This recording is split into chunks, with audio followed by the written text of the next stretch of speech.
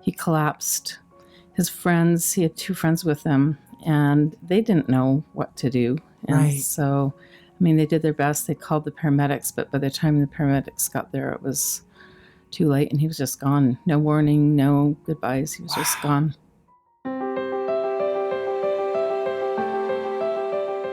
Welcome to Stories of Hope in Hard Times, the show that explores how people endure and even thrive in difficult times, all with God's help.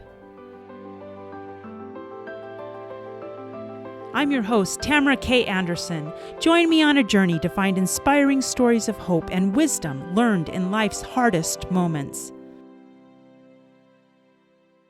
My next guest is the oldest of 10 children and grew up in California. She met her husband as a student at BYU, and they have lived in Utah for almost 30 years now and have 8 children. Through her husband, she was introduced to alternative medicine, and she has studied the healing arts for over 30 years. Her daughter, Glenna, was the first to be diagnosed with the hereditary heart condition, HCM, which stands for hypertrophic cardiomyopathy. This led to the diagnosis of her husband and 2 youngest children, Stephen and Jesse. I am pleased to introduce Elizabeth Allen. Elizabeth, are you ready to share your story of hope? I am ready. Awesome. So I understand you play the violin. Yes, well, not as often as I would like to, but I do play still occasionally. That's awesome. That is actually something I did when I was in junior high. I never became very proficient. In fact, if I still pick up a violin, I know how to read music with it, but it does not sound very beautiful. So I never got to the beautiful phase of that. So I am sure you did, since you still play. Well, it's more because I love playing. Yes. And it is a gift, right? Yes. Oh, that's awesome. So tell me a little bit about your family and this crazy diagnosis that kind of hit you guys out of the blue.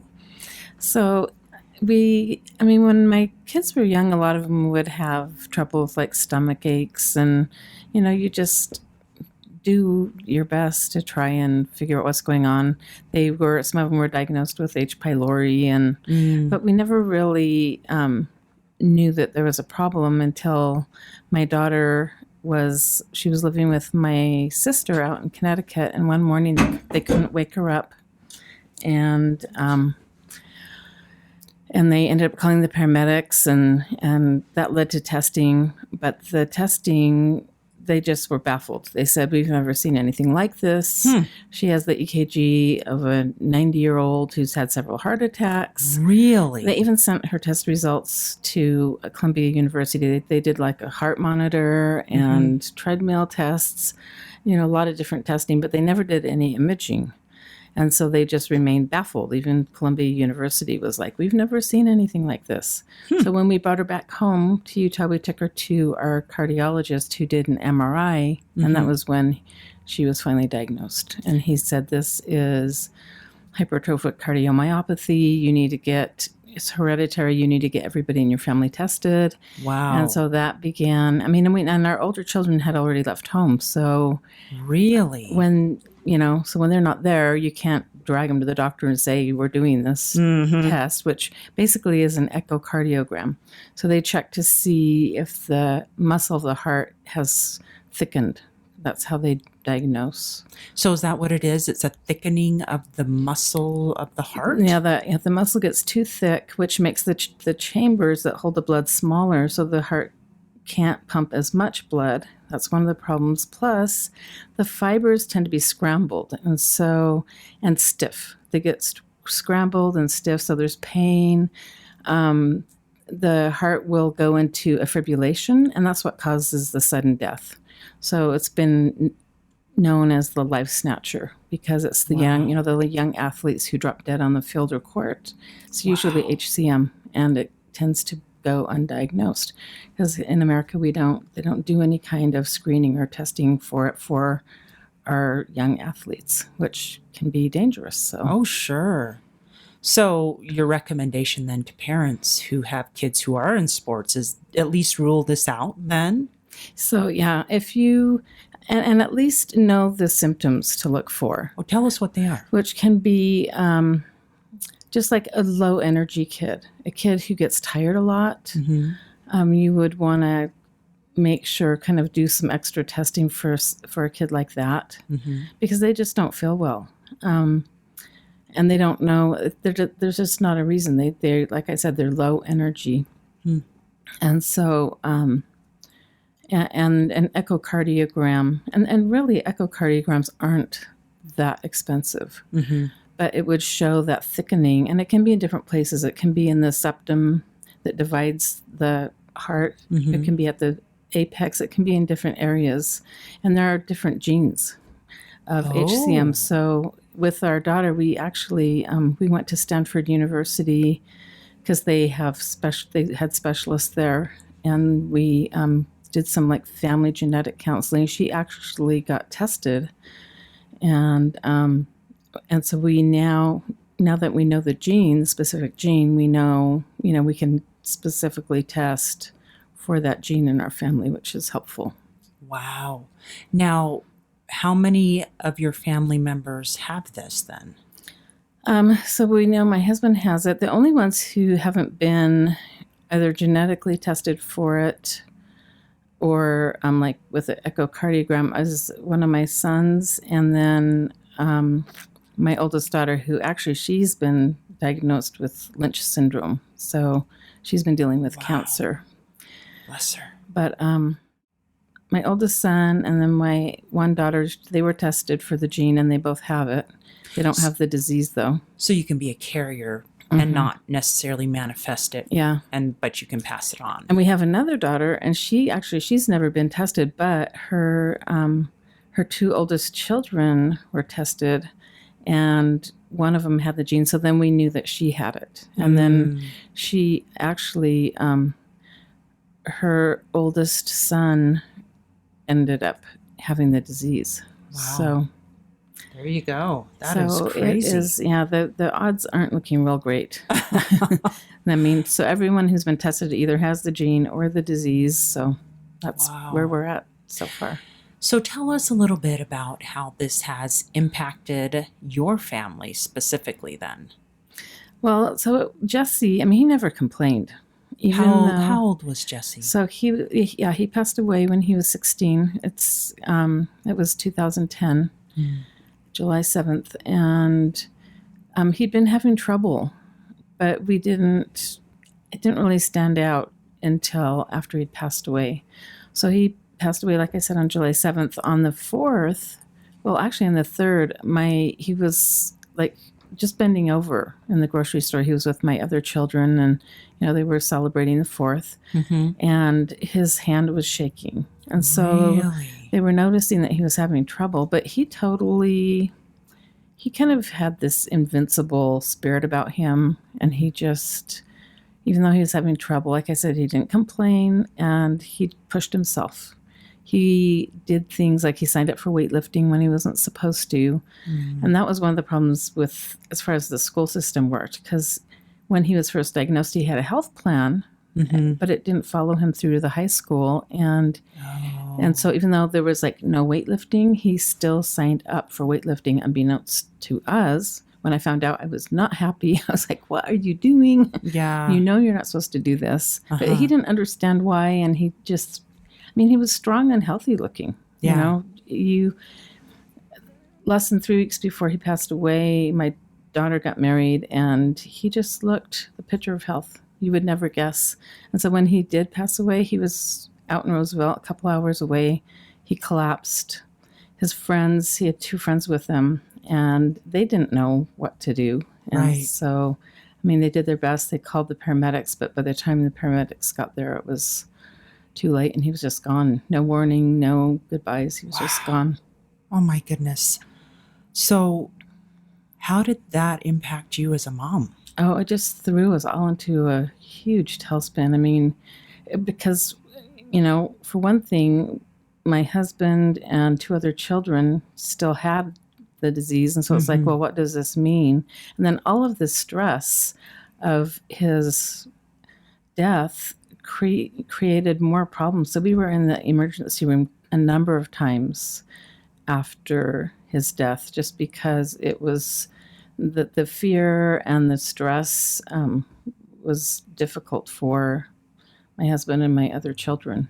Do you think it made you more paranoid for them? Oh, absolutely. Oh, yeah. I mean, because it's like, are they going to die too now? And so it's just, you learn to live life with that hanging over your head, but you just learn to live with it. And how do you do that, though? Because I can imagine your anxiety and stress must have just skyrocketed. So it was, I mean, it's been a journey. I mean, in July, it'll be 10 years, which I can hardly believe. Right. For me, I did a lot of writing. I wrote a lot of poetry, and then I've written a book. And the writing for me was very therapeutic, and it helped me a lot. And my faith, just having, my faith in God. And I have been fascinated with near-death experiences for years before Jesse passed away. So I already had a belief that, that this life isn't the end. And that brings you some comfort. It doesn't make you ever miss them less. I mean, that part never goes away. The thing about losing someone is the love doesn't ever go away. And because the love doesn't ever go away, you don't ever stop missing them. And that's the hard part, is just the missing them. But so I have focused on, every day is a precious gift. And, and then especially with my oldest daughter now, she's been going, in fact, she was diagnosed about almost exactly a year after Jesse passed away. Wow. And at first I was like, really, God, you would do this to me? I was, to me, it doesn't make sense to be mad at God, because what's that going to accomplish? But sometimes we feel that way. Yeah. Right? And sometimes, and actually my belief that it's wrong to be mad at God I just kind of stuffed down my anger and a lot of my emotions. And so it was actually writing my book that kind of helped me get in touch with a lot of the emotions that I had pushed down and ignored, and because they were either even with the healing work I do, I know that our emotions are important, but I still pushed them down. And I think that just growing up, that was how I coped with hard things, as I learned to just push them down, because I didn't know a better way to deal with them a lot of times. Right. Well, and plus I was punished when I was young for my, if I was crying, my dad would say, and he's Armenian, so he kind of had a different way of thinking, and he was pretty authoritarian, and being the oldest, I kind of got the brunt of it. But yeah, poor oldest kids. I'm an oldest kid too. We can relate. It was if you cry, I'll give you a reason to cry. Oh, no. So anyway, so I just learned to, stuff it down because it was safer. Yeah, I can imagine that must have been awfully hard. I know after my kids were diagnosed with autism, I remember I felt very angry for a while with God. And I felt guilty on top of the grief. And I just don't think that's a good combination to have together. I think it's important that we give ourselves a little grace in there somewhere. I think God understands way better than we give him credit for. He knows exactly what we're thinking. He knows exactly what we're feeling. He knows that when we're angry with him, it's not like we're going to hide it from him. Well, and he doesn't even care. In fact, I compare it to a parent with a kid who's throwing a temper tantrum. You don't sit there and go, you stupid child, why are you angry?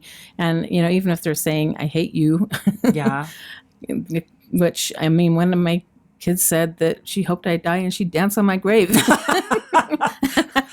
And you know what? We still love them, right? Yeah. But, you don't sit there and hate them. You're like, well, I can tell you're having a hard time right now. And, you do your best to try and help them through it. But yeah, I think you're right. I think God looks at us much the same way. So the lesson may be to just be okay with where you are Mm-hmm. and try to not stuff those emotions down. And maybe sometimes I think we might suppress the emotions because it's too much for us to deal with Yes, I at the know. time, don't you think? Especially when yeah. you're grieving something like a death. Yeah, sometimes it feels like a volcano ready to explode, and you're like, I don't know what'll happen if it explodes. Maybe I won't survive it, Yeah. or other people won't survive it.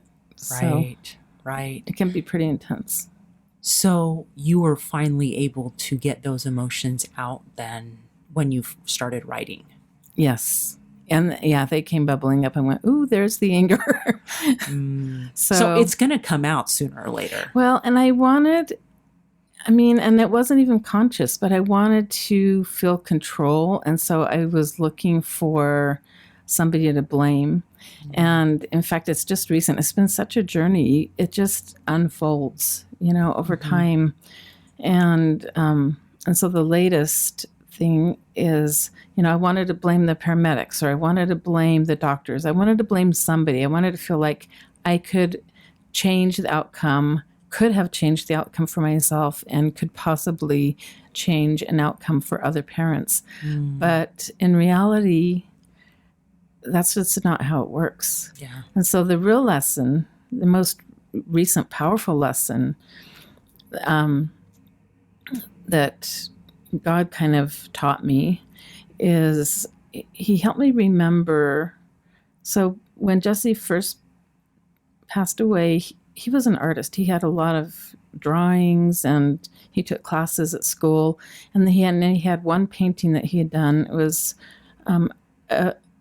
like the face of the David looking down. And it looked a lot like him, kind of made me think of him watching over us from heaven. And I had gotten that framed, and I was trying to take pictures of it, and there was this green glare off the glass, no matter what angle I tried to take the picture from. And so finally, it worked. I was able to take pictures, and I didn't really think anything of it. I was like, oh, good, now it works. And so about a month later, I was doing a training, and I had an opportunity to talk to a woman who had gifts. She had some psychic gifts. And she told me, she said, he wants me to let you know that you're missing things, which just made me frustrated. I was like, what am I missing? Don't tell me I'm missing things and not tell me. But, and then it was shortly after that his light started showing up in pictures in the most amazing way. It's not like just a little, sometimes people will talk about orbs, but this was like a bright, huge light that would show up in the pictures. Like of other family members you're taking pictures? Or? So I was, so the most amazing one, I was with one of my daughters. We were at Chekarama. It was nighttime. We weren't by any windows. And we'd eaten some, and she said, oh, I'm tired. I'm going to lay down and sleep under her coat. And the first miracle that happened is my phone that I was using to take the pictures was really, really slow. It would take at least 30 seconds in between pictures to get enough power to take the picture. Oh, gosh. But in this situation, it just went click, click. It happened really fast. So don't ask me why I'm taking pictures of my daughter going under her coat. But anyway, this glare started. I thought it was a glare. This light started coming. And so and there was a clock in the background. So I thought, well, maybe it's a glare off the clock. So I angled way in, and the light just got brighter and more intense. And finally I went, oh, this is not a glare. And so I said, oh, Jessie. And my daughter heard me, and she popped her head out to go, what? What are you talking about? And the light was so bright, it covered most of her face. You could kind of see the outline of her chin and side of her face. And anyway, it was just amazing to see these pictures. And so she took my phone and she took some pictures. Anyway, so just seeing his light and then seeing it leave was just, and we could feel him. The most powerful thing about it is just feeling him, and her countenance. In the beginning it was tired and a little bit grumpy, like, don't take my picture. And then it was just radiant, because just having that connection.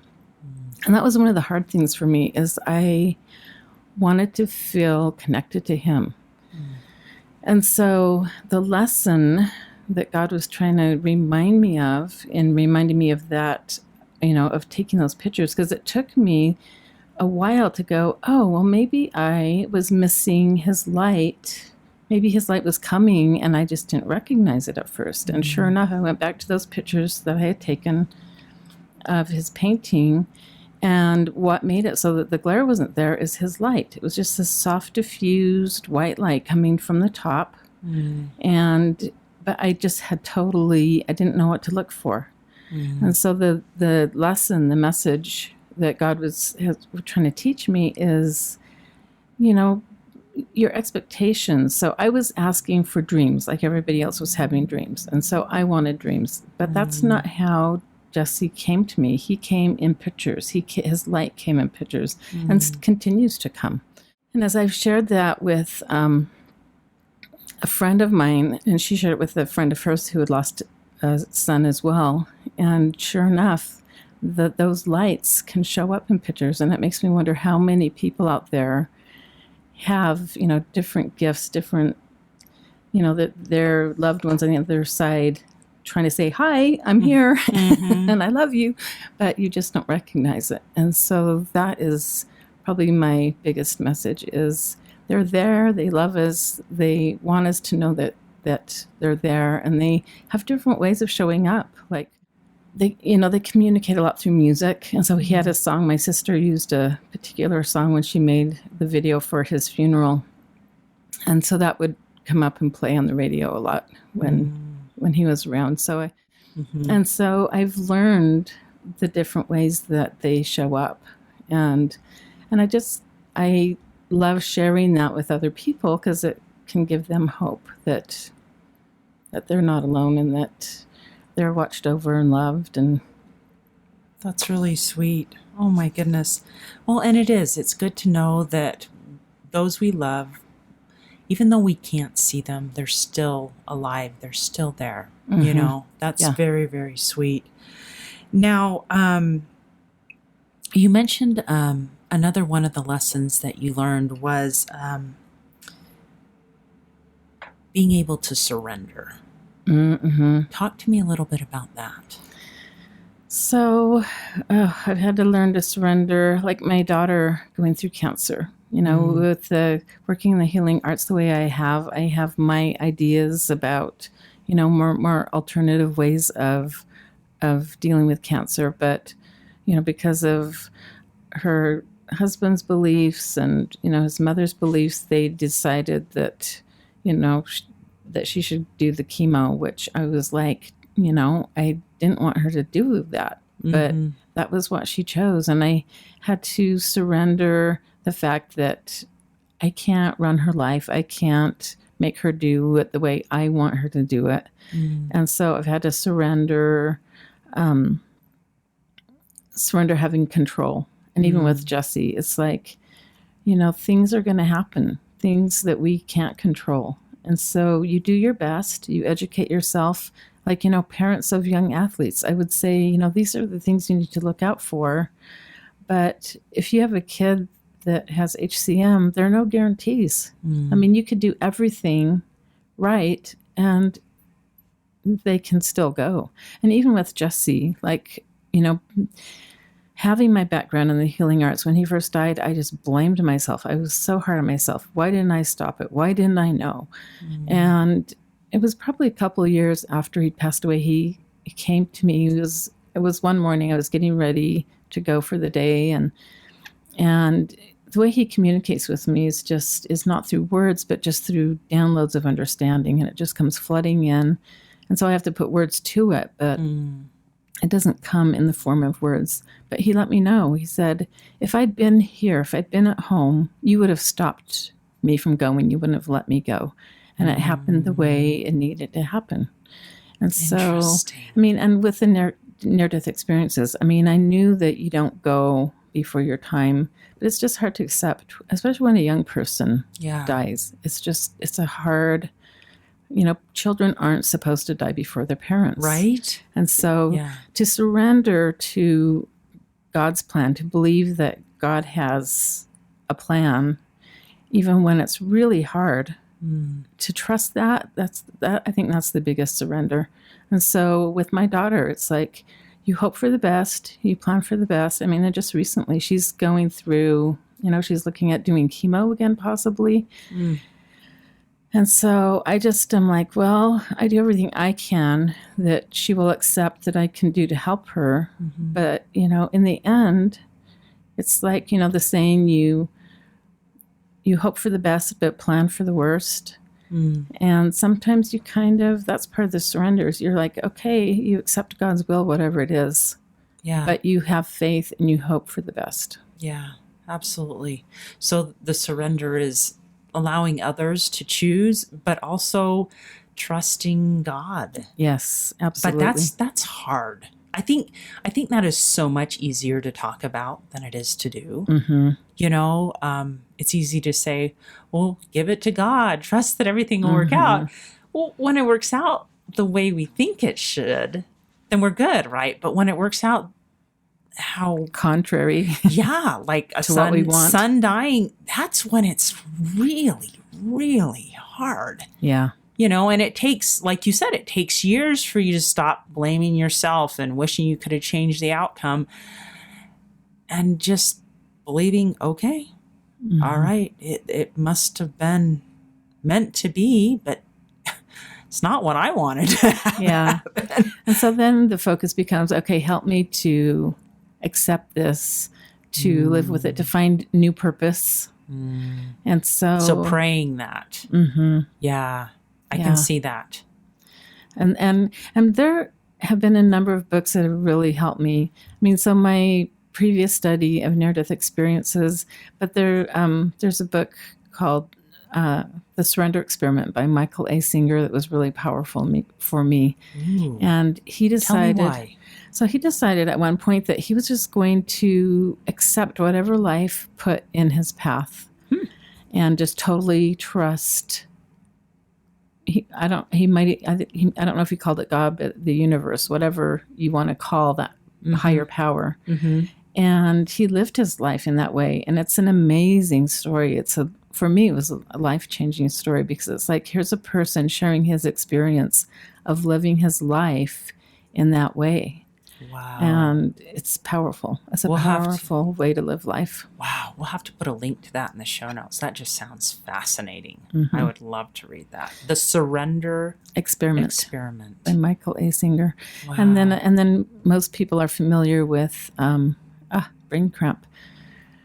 Man's Search for Meaning, Viktor Frankl. Oh, yes. That's a good one. There's so many powerful stories. And some of the stories that he shares of, he had his own loss. I can't even imagine, watching your whole family killed right in front of you. Oh, I know, right? And so when I hear stories like that, I'm like, well, maybe I don't have it so bad.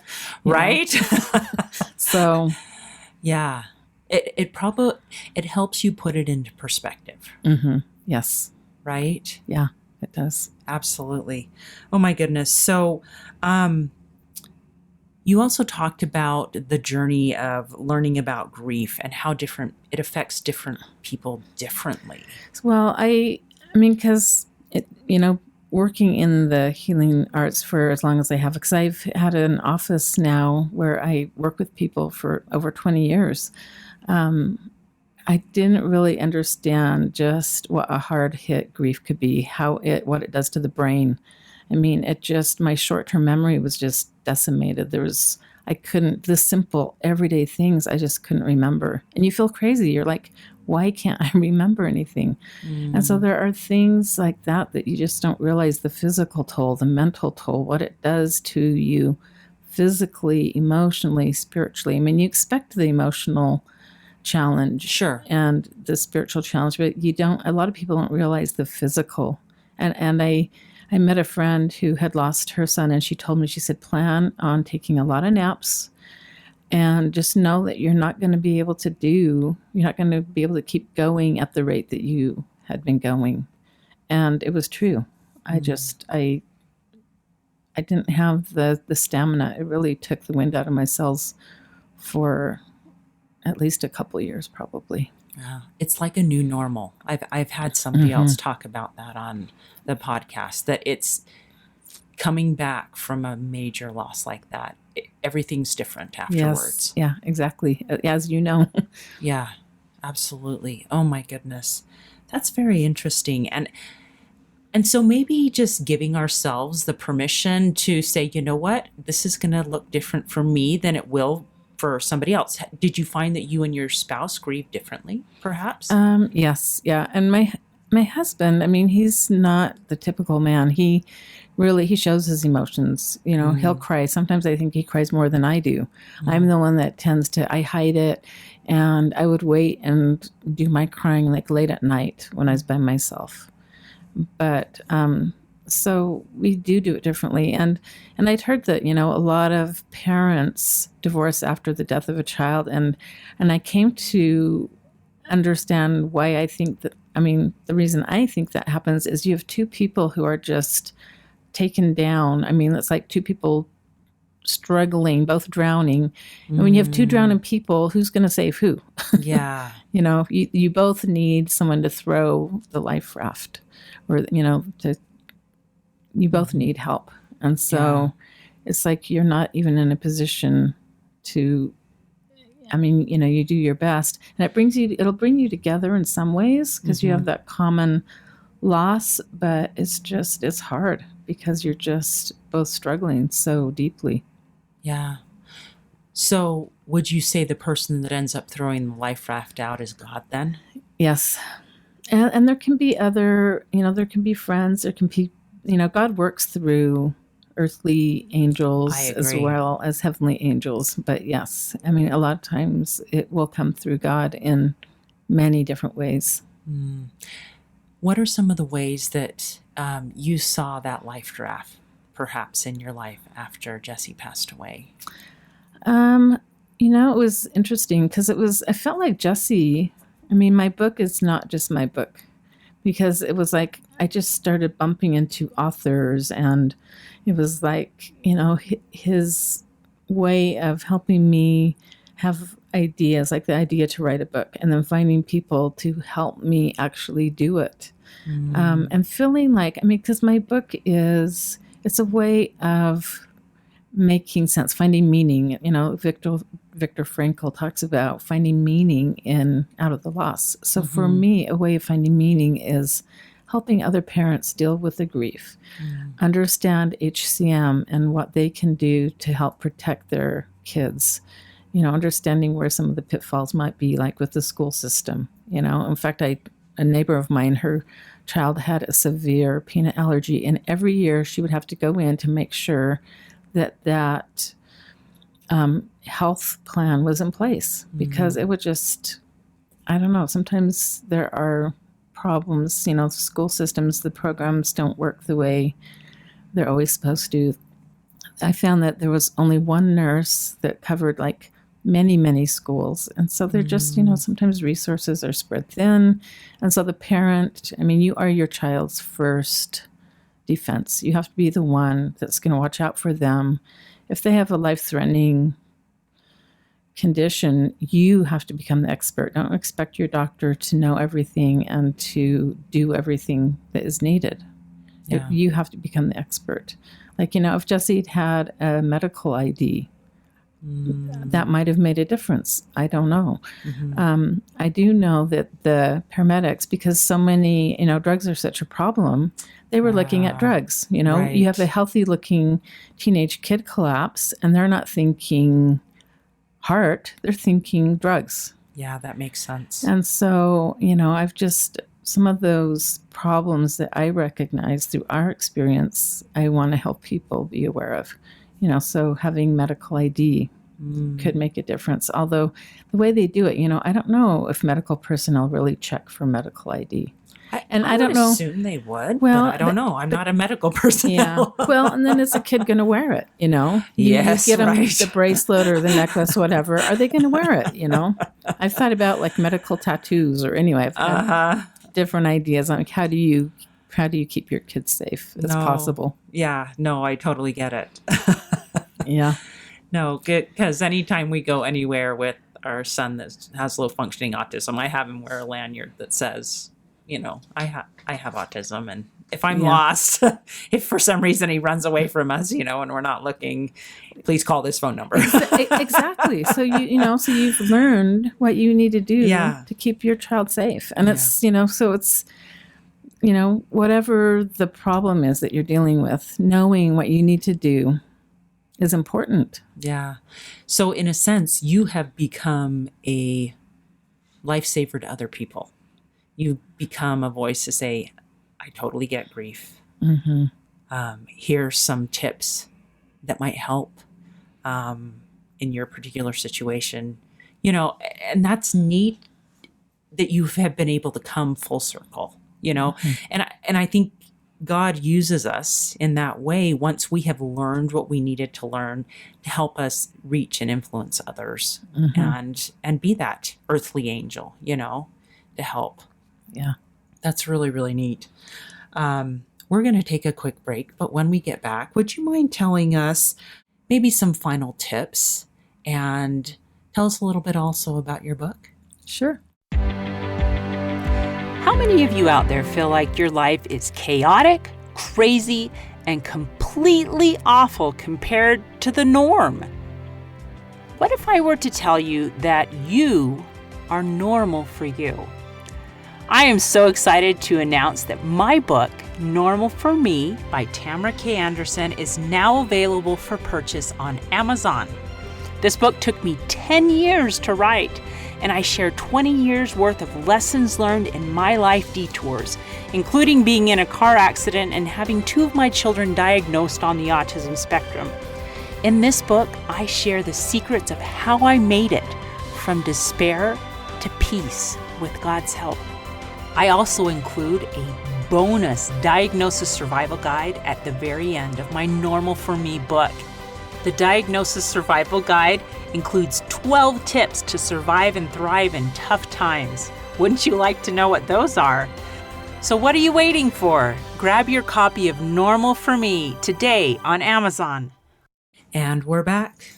I'm talking to Elizabeth Allen about the lessons she learned after her son Jesse died from HCM, which is hypertrophic cardiomyopathy at age 16. Elizabeth, tell me a little bit about some of the tips that you would share with someone who is in a similar situation. We've talked about you becoming the expert in your child's diagnosis, so I know that's one of the tips you would share. Mm-hmm. What are some of the other tips that you would share about this? Self-care is so important. Right. And so finding, it's going to be different for everybody. It might be taking a bath. For me, journaling was huge, writing poetry, and I mentioned my interest in near-death experiences. Mm-hmm. And there's actually a group here in Salt Lake, that they meet once a month. It was the last Friday of the month. I think it's in the county offices. You can find out more about it at IANDS.org. It stands for International Association of Near-Death Studies. And so anyway, going to those meetings was really helpful. And, hearing those stories, connecting with people who have, been there and back, who are connected to the other side was really helpful for me. Yeah. And so these were things that kind of helped you heal. Mm-hmm. So taking care of yourself is crucial. Yes. Absolutely. Yes. So find your passions. Make sure you make time for those things. Yeah. Well, and then just,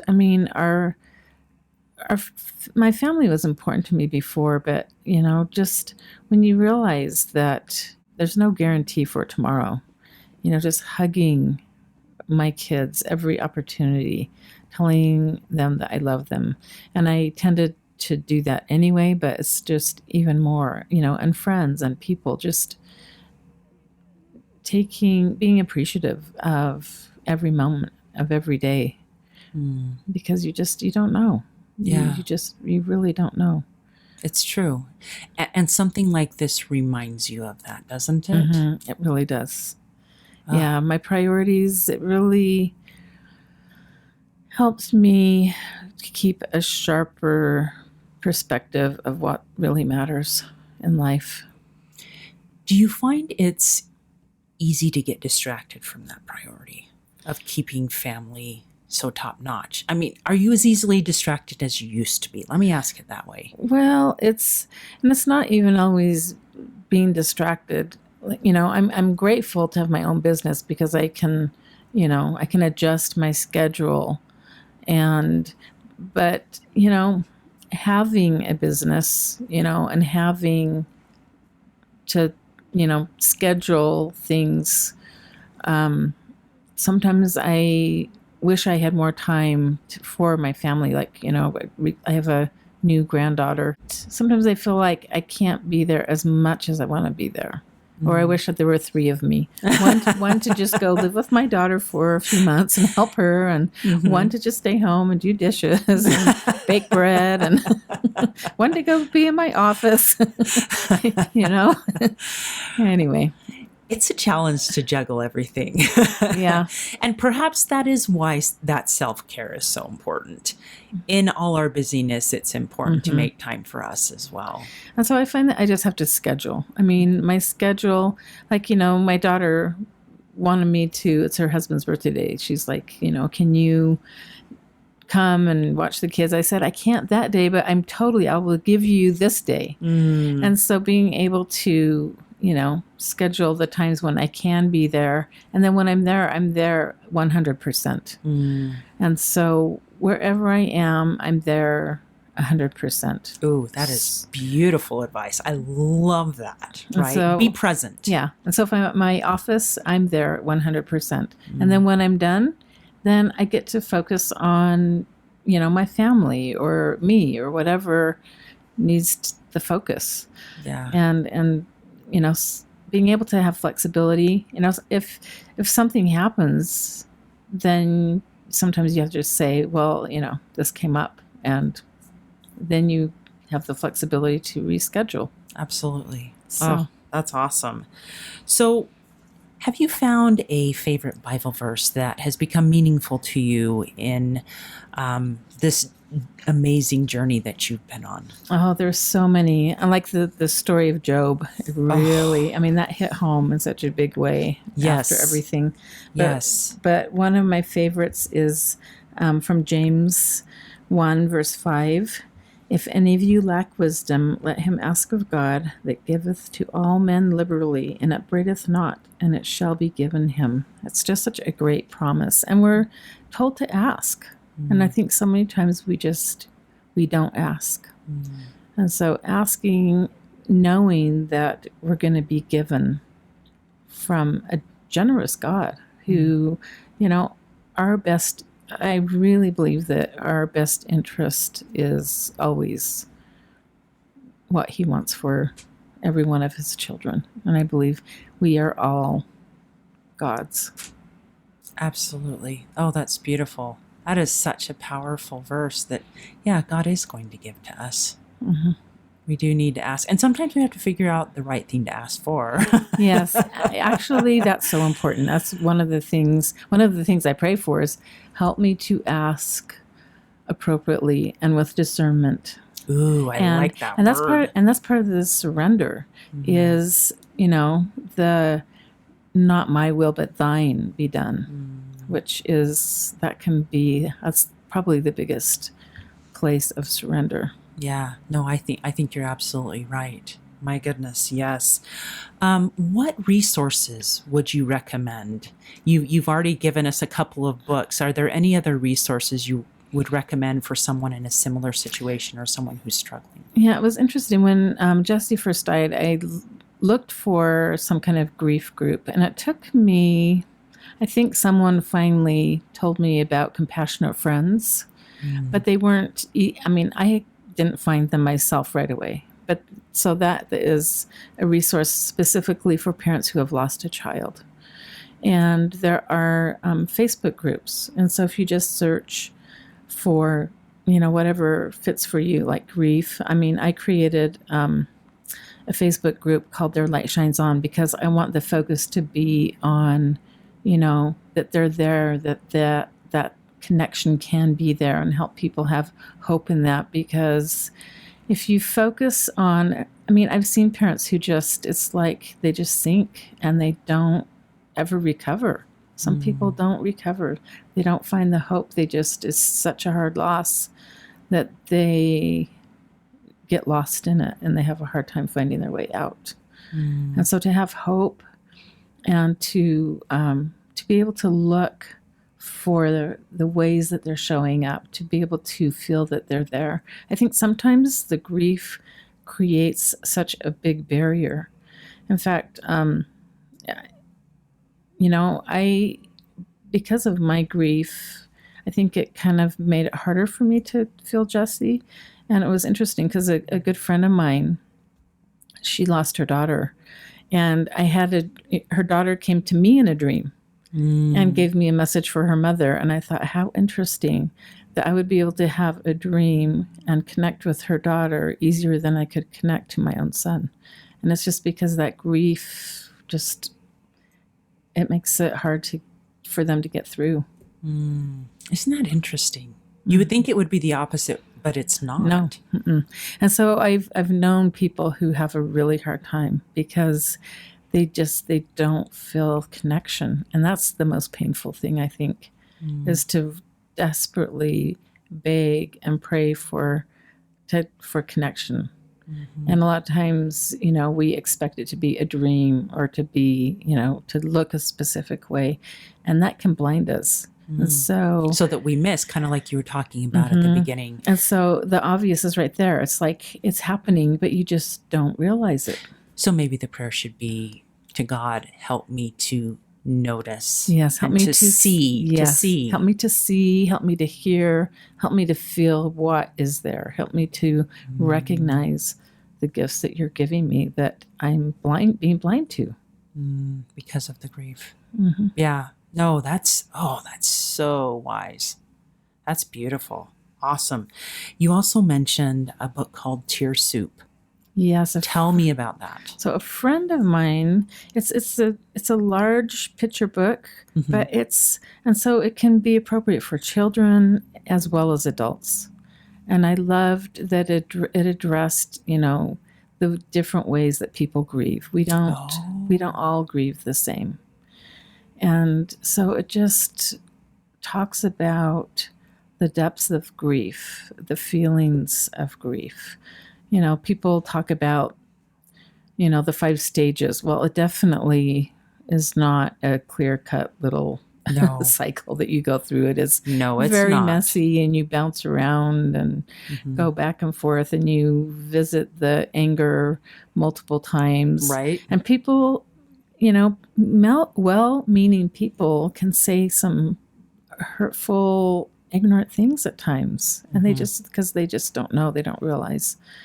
And so, and part of my message is just helping people who haven't gone through the loss to understand what is helpful.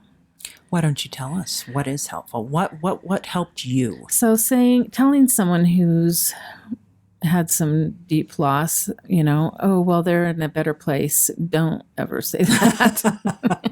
That is so good to know. Do not say that. Because if the person already believes it, it diminishes the feeling of loss that they're going through and the devastation. And, they miss that person. It doesn't matter if they're in heaven. It doesn't make you miss them any less. Right. Right. I know Jesse's in heaven. I know he's busy. I know he's, doing great stuff. But there are times when I just miss him. Yeah. And revisiting, going back, revisiting the actual grief is always painful. I mean, it's never less painful. Like on anniversaries and stuff like that. Or just remembering, going back to the memories. They're just, in fact, I took a class from a man who'd lost a son, and he said, you don't ever grieve less, you just grieve less often. And I think that's very true. Oh, so that is really well put. So the depth of grief never diminishes, but revisiting that, that first year especially, where you're going through all those firsts, is just brutal. And I had a friend who's lost 2 children, and she said, the second year, she said, I hate to tell you, the second year isn't a lot easier. So anyway, it just, it's just hard. It's hard to miss them. It's, driving past the high school for a few years was just hard, because you're always thinking, what would he be doing now? And what would I be doing now? What would be different now? What other tips would you give to people who have a friend who is grieving like that? Just be there, and you don't even have to say anything. In fact, there's a movie I watched, and they were just sitting. They were just there knitting and just showing support and love. I mean, you don't even have to say anything. Just be there. And, we had so much love pouring out towards us. Food was brought in. And sometimes there can be too much food. So ask, what do you like to eat? What sounds good for you? Well, because when someone's, fresh in the grief, it's like your appetite it can be hard to eat even. So. Yeah, you're right. You're absolutely right. And so just being aware of what is hard and just being mindful. You don't have to say, just say, I'm sorry. Just saying, I'm sorry. And then someone who's lost a child, they love to talk about their child. And so giving them, just listening, asking them about their child is a huge gift. Because a lot of times people will have the attitude, well, aren't you over it yet? It's like, guess what? They're never going to be over it. You don't get over that kind of loss. It changes you. Yeah. And you don't ever stop missing them. Yeah. Yeah. So maybe a good idea would be it's okay to bring that kid up, or whoever that has passed on, and say, I was thinking about them the other day, and I remember this one time, and sharing that experience with you. Sharing memories is such a treasure. In fact, I created a journal, and I wrote down all the dreams that people had. I'm so glad that I did that.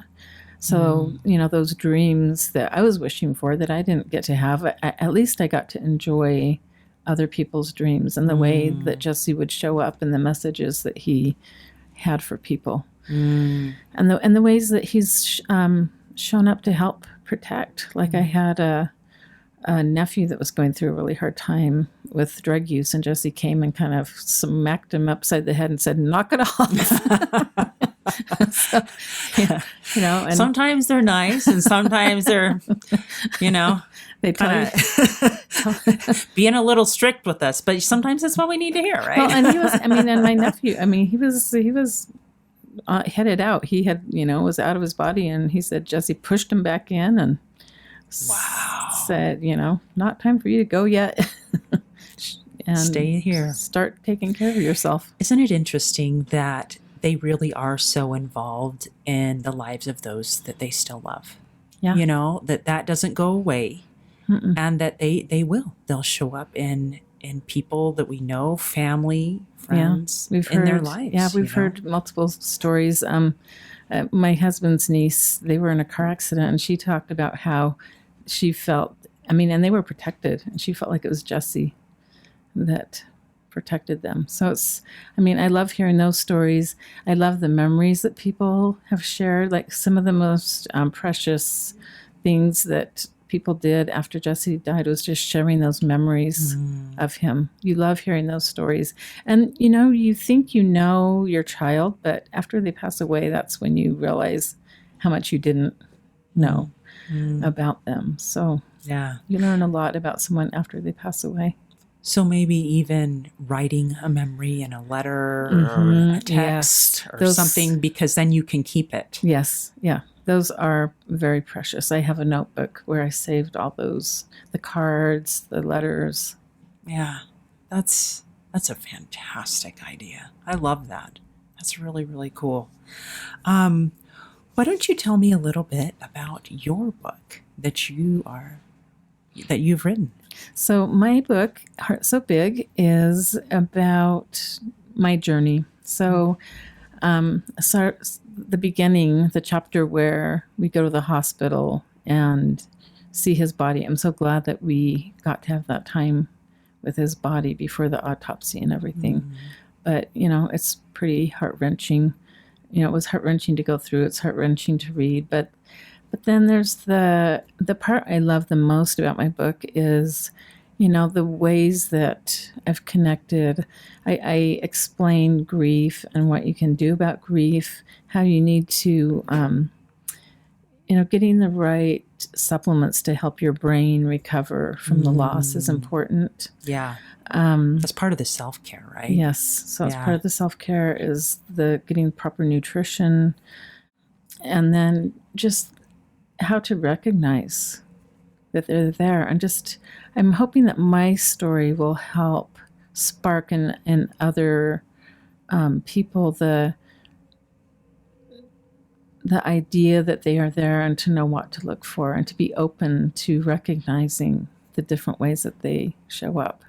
And then and to educate parents about HCM, especially parents of young athletes, and to know what they can do to help get their child diagnosed, especially if they, have a kid who they kind of think might be having some kind of physical problems. And then just, working with the schools, bringing more awareness to even emergency medical personnel. If a kid collapses, it might be a heart situation. Right, absolutely. So, yeah. And I think that there's more focus on having AEDs in schools and people, to help people be aware of the necessity and how to use those kinds of tools and equipment. Right. Yeah, that makes sense. That makes a lot of sense. So if people have just really resonated with your story and your message, how do they get a hold of you? How do they find you? So my email is eallenhealth@gmail.com. You can send me an email. And if you just put Heart So Big, then maybe I'll know that it was, from this podcast, or that you're interested in my book. And then my website, Heart So Big, is, it's kind of bare bones right now, but it is there. So awesome. So that's another way that you can get in touch with me. Awesome. Thank you so much. Tell me, are there any final tips that you would like to share before we close? Be gentle with yourself. Know that your best is good enough. And because sometimes we can be so hard on ourselves, and realizing that your best is good enough, and that most people are doing their best, and recognizing that they're doing their best. And so if someone says something that you find hurtful, just give them the benefit of the doubt, recognize that they are doing their best, and don't take it personally. Just let it go. Beautiful. Beautiful words to end by. Thank you, Elizabeth, for sharing such a beautiful and heartfelt story with us today. Thank you, Tamara. It was such a pleasure and honor to be here. Hey, thanks so much for listening to today's show. I know that there are many of you out there that are going through a hard time, and I hope you found things that have been useful today as you listen to the podcast. If you would like to access the show notes from today's podcast, visit my website. It is storiesofhopepodcast.com. That is where you'll find favorite quotes from today's episode and shareable memes. And those are fun because you can share them with your friends on social media.